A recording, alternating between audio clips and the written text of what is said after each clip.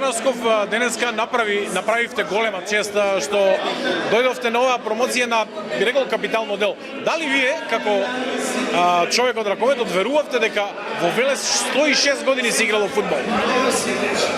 Пред се да поздравам оваа иницијатива, промоцијата на оваа книга. 106 години фудбал во Велес. Искрено бев изненаден.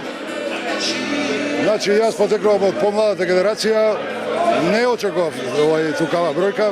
Секоја чест се играло фудбал, што се вели пред Втората светска војна, така да ова е еден историјат, не само фудбал како спорт и едно огромно богатство како историја. Ова само покажува дека не за џабе Велес ги има Пепи Манасков, го има Мирсат Јонус, ги има Трајче Ковачев, ги има Тодор Мијаков.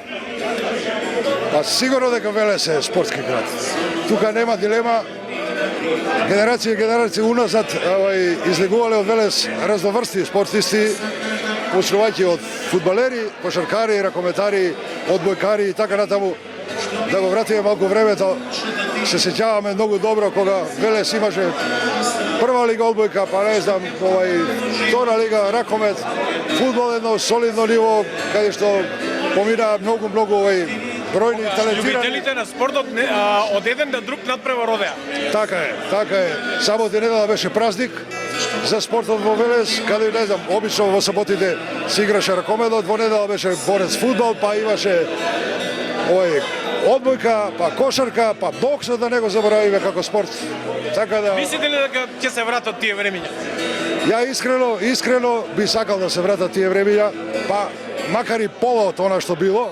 Нажалост, ние промовираме денес книга од 106 години традиција фудбал во Велес. Нажалост, фудбалот се наоѓа на едно многу незавидно ниво во градот, да не зборуваме за другите спортови.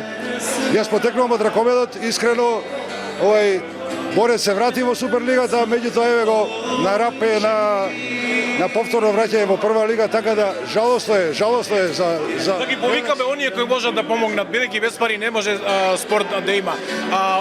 Што повеќе да се свртат и да му помогнат на спортот да инвестираат во спорт. Види, таа парола постоела и треба да постои. Ја викам, таткото на градот е тој што треба да потикне некакви работи, да не знам, да не свика, да не собере, да слуша наше мислење, да се контактираат сите оние кои можат да помогнат да спонзорираат во сите спортови. Само така можеме да подигнеме нивото на општо спортот. Благодарам.